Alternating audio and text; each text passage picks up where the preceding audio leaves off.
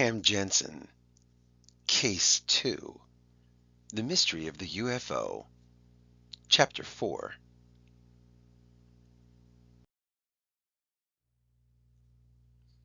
Cam and Eric were a long way from the park. It was past 5 o'clock and already quite dark. "Let's go," Eric said. "It's late. My parents are going out. I have to babysit for Howie and the twins tonight. And besides," Eric went on, "we have homework to do. We can come back tomorrow when it's light out." "Don't worry," Cam told him.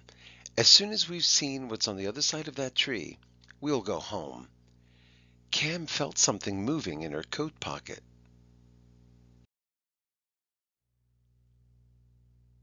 The flap opened and a kitten looked out. Cam petted the back of the kitten's neck. The kitten purred. The flap closed as she settled back into the warmth of Cam's pocket. "I think you've got yourself a pet," Eric said. "Let's give her a name." "She likes to climb trees," Cam said as they walked along. "We could call her Twigs or Leaves." Cam thought for a minute. "Or we could give her an outer space name. After all, we found her and saw a UFO at the same time." "Well," Eric said, "we can call her Rocket or Stars or Saturn." "Saturn! That's good," said Cam. "We'll name her after one of the planets. Let's see. There's Mars and Pluto and Neptune. That's a good name for a cat. We'll call her Neptune." Cam and Eric were getting close to the park.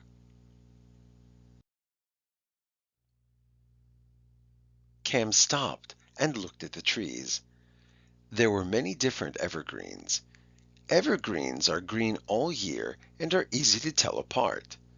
But the other trees, the ones without leaves, all looked the same. Cam closed her eyes.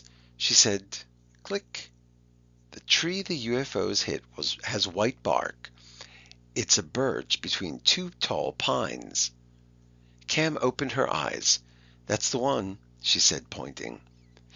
Cam and Eric walked past the birch tree. The park was empty and dark. The only light came from street lamps outside. Cam and Eric looked for some hint of a UFO landing. There was nothing near the tree. Toward the center of the park, Eric found two ripped balloons. "Here's something," Cam said. She held up the wrappings from several small pocket flashlights and used a roll of tape. "But these aren't from outer space." Cam and Eric kept looking.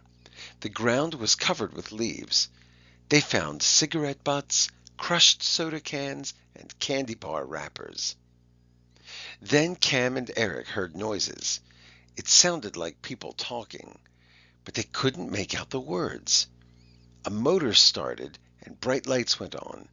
The lights were behind the wall of the handball court.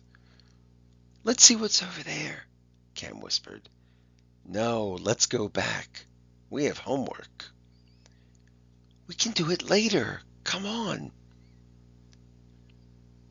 Cam walked carefully through the leaves. She tried not to make any noise. Eric followed her. "Look," Eric said. By the way, guys, I'm going to pause the reading for a moment. This reminds me of something. A girl who wants to go into what might be a dangerous situation, and a boy who's not so eager to do it. Have we seen any other characters like this before? Let's think about that.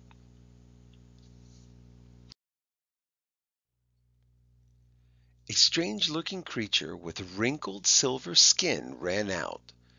It had a head, arms, and legs, and was about the same height as Cam and Eric. Its hands were green and its feet were blue.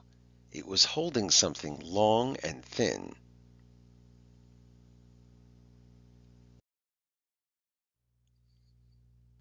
Then a second creature ran out.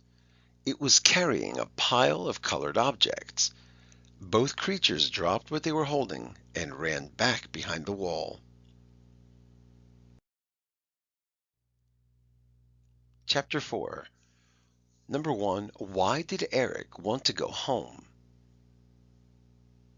Number 2. What did Cam and Eric find when they found the tree they had been looking for?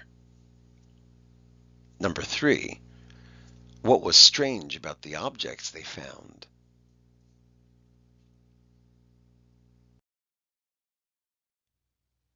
To be continued.